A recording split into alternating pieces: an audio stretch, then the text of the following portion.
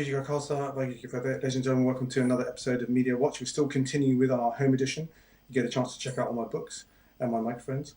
And also we get a chance to meet some fantastic people. And I've got a wonderful guest for you this week, Kam Khatker. She's an amazing person in terms of being an osteopath, but also she's doing some great work in terms of track and trace. So we're going to hear all about these great things and challenges. So Kam, welcome to the show. How are you? Very well, thank you. Thank you so much for having me on. That's good. I thought you were doing some great work in terms of the current practice that you have, and you continue to do that. Must have been a challenge during the lockdown, but you've kind of got this added responsibility now, which is the track and trace stuff, which we'll talk about. But so first of all, tell us. You got twins, right? Is that right? Yeah. And you've got a girl, yeah. And then you've also got a husband who was working and then staying at home. Then you've got your practice, which is up the road. Must have been a real difficult struggle during those weeks because, I mean, although things are kind of loosening up, it's still, a lot of things to balance, right? Don't you think? It was quite hard actually at the beginning, yeah, for sure, because I think there was so much information coming out from the government so quickly, and sort of professional organisations needed to get their guidelines out. So there was a lot of kind of trying to figure out what we should be doing, how we should be doing things. So I think prior to lockdown, there was quite a lot of kind of new guidelines that we needed to keep up with, and to just make sure that our patients were safe. It's such a huge responsibility when you've got people coming in for treatment. A number one issue is to make sure that we make people feel better. So, their safety is our paramount concern. So I think that was a huge responsibility to begin with. Then at lockdown, we are listed as an exemption, but in order to kind of reduce the virulence, we decided to close and to start offering video consultations. I think it was really hard for the patients who were kind of midway through their treatment plans, and a lot of our elderly patients were really quite frightened at the idea of suddenly being locked away for 12 weeks, or especially if you had any kind of health issue or you were kind of shielding. It was a real worry. And I think just going into all of this was such a worry. It's hard to kind of to remember back to how everybody felt then. And so I think managing that was hard, and talking to each of our patients and explaining they couldn't come in and that we now needed to kind of do something different was quite a challenge actually. And I think we were really worried about it. So what about, I mean, I guess pain doesn't go away, does it? I mean, pain can go away, can be eased. There are other things that you can try in terms of to make yourself comfortable.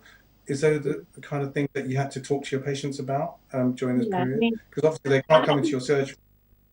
No, that's right. So I think you're right. Pain doesn't go away. Pain is so complicated, actually. There are so many multifactorial, reasons as to why we have pain. Some of those are physical, some of those are occupational, some of those are our lifestyle, and stress has a big impact as well. And obviously, being in a global pandemic, there's probably nothing more stressful than that, to be honest. So there were all kinds of health issues that were coming up for people. And I think also the other issue was, if there were any other health issues, if you were having something unrelated to pain or unrelated to, the normal things that we see, we often, as we're primary practitioners, so we do actually diagnose all kinds of other things. And I think we were getting a lot of calls in those early stages with people who perhaps had other health issues but didn't want to go to a hospital or didn't want to bother a doctor who might be busy. And so what we decided to do was offer video consultations. It was a brand new thing for us. I never dreamt that would be something that we would ever offer. But we did, and we did it free of charge to patients. We felt that it was our way of trying to help the community during this time. And so we offered free consultations to anybody that was concerned about their health or had any worries about sort of musculoskeletal issues. And we got lots and lots of calls. We were quite busy actually dealing with all of that. And, some of those we sent to hospital. So where people said, I don't want to go to hospital because, I might get the virus, There were some scenarios where you said to patients that you do need to kind of go because actually, this requires further health help, requires further help, medical help. And then, everything from desk setups. I mean, people had to suddenly figure out how they were going to work from home, and you might have one desk up, you might not have two desks, or you might not have one for your children where they're learning as well. So suddenly there was a whole new thing where we had to kind of then figure out how we were going to put computers into our houses and we were going to be working. And so we did a lot of desk assessments. We were getting a lot of people that were calling us about neck headaches, arm pain, where sort of potentially the desk setup was not so great. So we ended up doing lots of remote, quite interesting remote video kind of assessments, on people's kitchen tables or kind of, with absolutely with on kitchen. people Yeah. that I know that actually are sitting at their kitchen tables using the computer, and then they started complaining, oh, my neck's hurting a bit, or my back's hurting, because obviously they're either crouching over or they haven't got the right chair. And I think some firms did open it up so that the staff could go in and get their chairs, especially they were especially ergonomically fitted. Interesting. That's It was right. a little bit of little sidetrack, really. Yeah, and then also just in terms of kind of, we started advising people on using, for example, your ironing board to maybe have a standing desk set up during meetings and things like that. So yeah, we had a lot of that going on. We had a lot of kind of sort of, the elderly sort of needing help and support. So we provided a lot of that. And then on top of that, exercise advice. We started doing lots on social media that we've never done before, but providing video support, and just try to find other ways that we could support our patients during that time. And then balancing that with kind of children at home. Obviously my three were at home for homeschooling, and actually just it was an opportunity for some quality time as well. So I wanted to kind of try and get that balance as well, because it is quite a unique set of circumstances. And so to have that quality time and to be able to do the things that perhaps we don't have the headspace for was actually really quite nice as well, as And I much as think it what's was. really nice where we live, we are very fortunate. Not everyone has had the same opportunity. They live in flats or they can't get out, especially if you're locked down in flats. Where we live, both of us, because we're near each other, there is beautiful parks, and it's a beautiful picture that you've got of your kids with all hugging near this fantastic lake that we've got near us. And then to get that fresh air is important too.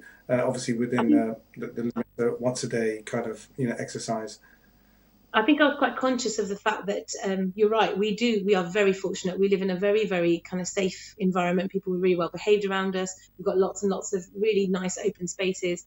I think quite often I was quite conscious of the fact that, there are a lot of people, there may be somebody like me who's got three children living in a flat where they can't get out, or they haven't got any outdoor space, or, a lot of my patients who live on their own. I mean, the idea of living on your own and having to isolate by yourself is actually super scary, actually, for some people. And that's that in terms of mental health. And we're hearing so much about mental health awareness that it was quite tough for a lot of people.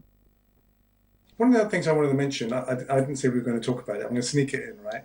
Was the open mic stuff that happened, which was really good in the local community, and also the one I'll never forget, that really amazing thing that happened where it was that Easter weekend, and the kids, your kids, rehearsed with the other kids remotely in terms of a musical competition, and then our mutual friend up the road came with her guitar along with other people, and said, "Don't worry about a thing. Everything's going to be all right." Wasn't that nice? In the It was middle of the lovely. road, social distancing. You can't beat a bit of Bob Marley, can you? It was really good. And your picture was amazing of that. But it was just really, I suppose music lifts everybody, doesn't it? Music is such a, I think, this sort of time, I think we sort of start to understand how much the arts are important, how many creative ways people have found to connect. So I think the open mic was a wonderful way of getting people to connect through music. It was uplifting for people. And obviously we ended up raising a bit of money for charity through it as well. So it was kind of a win-win. It was like a really nice, positive thing to do. And the kids, they would be preparing a piece of music for the weekend, which is so nice. Actually gave them something to, aim towards, which was lovely. A good little distraction for them as well. So let's talk about the third thing we were going to talk about. Now, so I'm really impressed. You mentioned, if you dropped a few words in there, the Times, and also a Prime Minister's, camera person for the UK. You've done some work recently on the media side of looking at the track and trace system. You've actually become a volunteer for track and trace, right? Because obviously the thing that Bill Gates talks about, and a lot of other people talk about, especially in their kind of advice on what do we do next, is the kind of the test, as they keep saying, right? But you have an issue with the mobile phone not working now, obviously because they're going to do something else. That's a lot of money that they've had to effectively they experimented, it didn't work. Okay, so they're going to go for, which I always said all along, they should go for an international standard.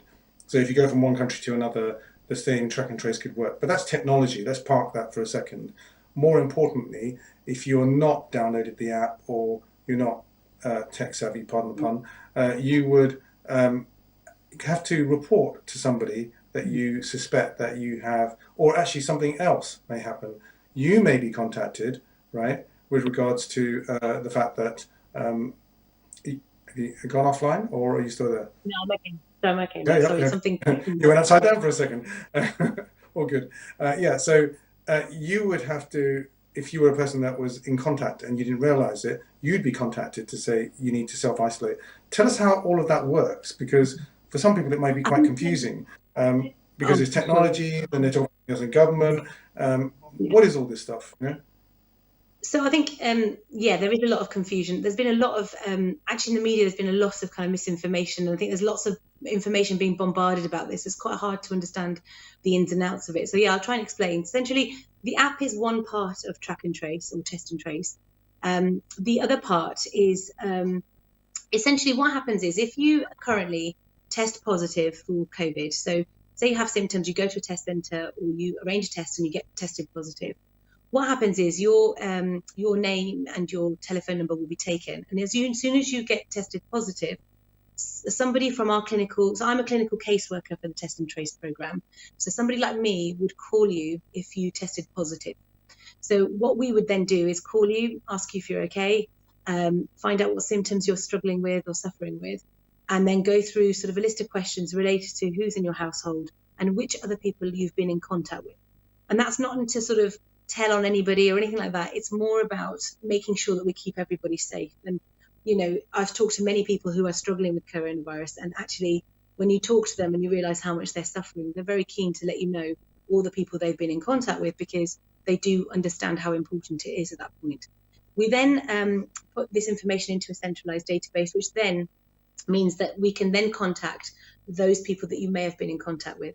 So initially it'll be conversations about who you live with, but it may also be, you know, conversations about sort of, you know, if you've been out somewhere or, you know, social events that, you know, I mean, we haven't been doing so much of that, but, you know, any other kind of activities you've done, we'll just need to know that.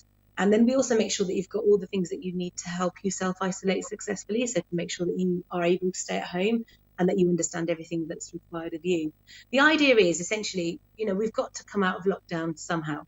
And so the way that we can do this, I mean, the virus has not gone away. So in order for us to kind of essentially coexist with it, this system, the idea of it is that you would then identify the people that have it, the people that have been in contact potentially with it, let them sort of stay at home.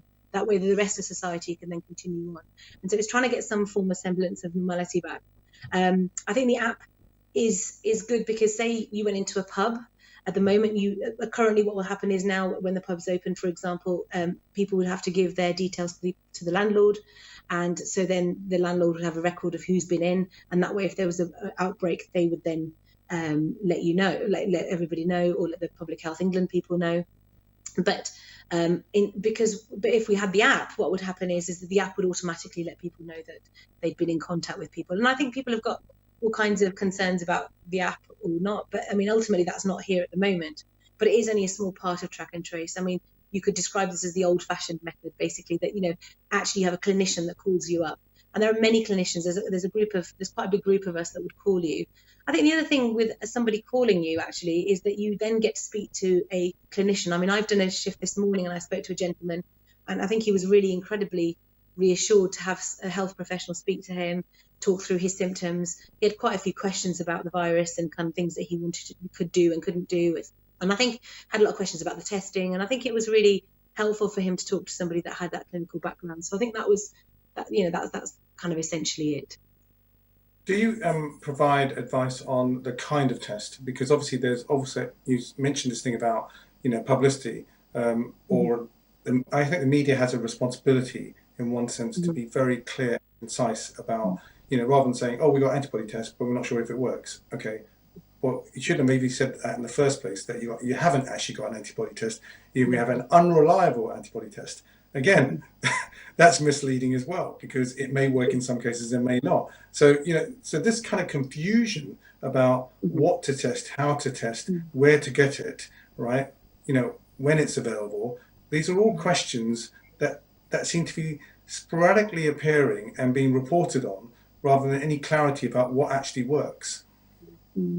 I think that, you know, you just mentioned the Times and kind of the Prime Minister's videographer. Well, basically, they're trying to get a lot more information out. That's the first thing. And I think, you know, this is a really important way. You know, your program is obviously doing an incredibly good service by trying to get this information out, for sure.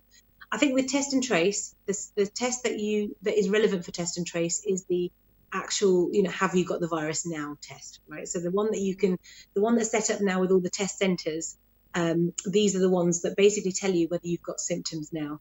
And test and trace works off the back of that. So if we know that somebody's tested positive, we can then move forward from there and then sort of start to identify from there. So in terms of test and trace, the important test is actually the one where, do you have the symptoms now? Do you have the virus now? The antibody test is one that will tell you, have you had the virus?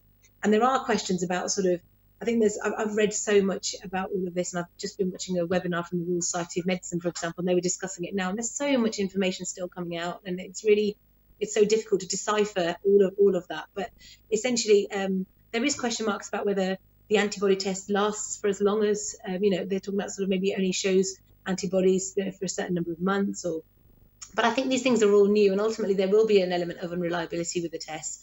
But essentially, for test and trace, the main one is about, do you have the kind of the infection now? Do you have the virus now?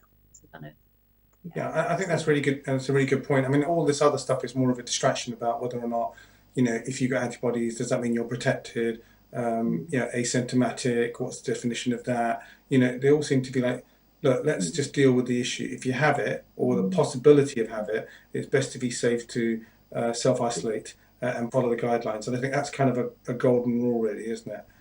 Rather than kind of think they can wander the streets and infect everyone else.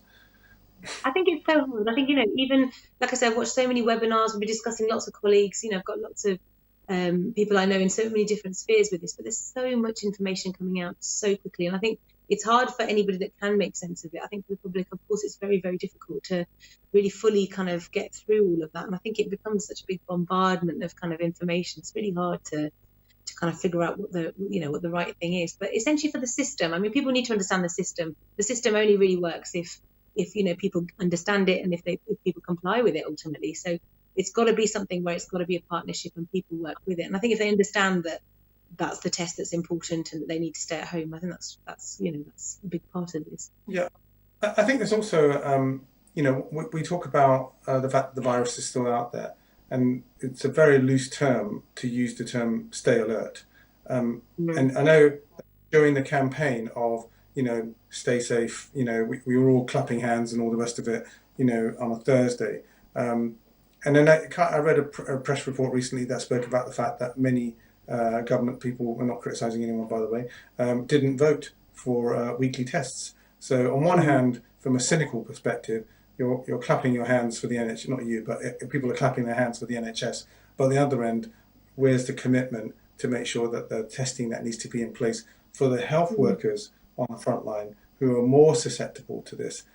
Seems to imply some kind of contradiction in terms that the commitment isn't necessarily there. Now, it's very easy to be critical, oh, you should have done that, you should have done this, but this is about being proactive though, isn't it? This is about saying it's not now a case that there aren't enough tests available, it's the right thing to do, right? I mean, to protect the NHS, but also to protect the people that are now trying to protect individuals, if you see what I'm saying. Sure. And also you and I are part of the there's been lots about BAME community and how many of our Sikh Indians and generally kind of Indians overall are kind of part of the sort of medical teams and kind of front line, and these conversations are very, very topical at the moment. And I suppose everybody wants to keep everyone safe, and ultimately, I mean, I'm not an expert on what resources were where and when. I guess my attitude towards a lot of this though is that I kind of get that maybe some things could have been done better than others, and I always sort of seem to take quite a pragmatic approach. My attitude is we now are where we are, and we now need to kind of figure out a way of kind of getting out of this ultimately. And I think that I suppose my involvement and my kind of attitude towards it was very much a case of, well, wherever we are, let's try and see if we can sort of now navigate our way out of this. Yeah, exactly. And I think, just to kind of close, we've got about 2-3 minutes left. So I was going to say, it is important to do the right thing. It's important to put the right infrastructure in place. But there's also an element of responsibility of yourself, right? Of actually saying, well, if you're going to go out and you're going to party and you're not going to necessarily follow the 1 meter plus rule, then that's being irresponsible to a certain extent, right? And there are some people that are more at risk than others, as you correctly pointed out. But until there gets to be a period of some sense of stability, people are not going to get that confidence. But when it's unfortunately human nature, I don't know if you agree with me, if that other people, you see other people doing certain things, oh, it's okay for them, I might as well do it myself, you know. And we see it, we can't criticize, but unless we take the responsibility ourselves, nothing's going to change, right? I think then, yeah, absolutely. I think the notion of risk assessing your life is actually quite a profoundly, it's a big thing. Actually, some people have found that really hard, the idea that we, now need to sort of decide how much risk we are at, what precautions we need to make. And I think the Stay Alert message is very much about that, about risk assessing your life and risk assessing, each thing that you're thinking of doing, looking at kind of what the risk involved there is. And I think that is a big thing. But I think the key thing is to understand that it hasn't gone away.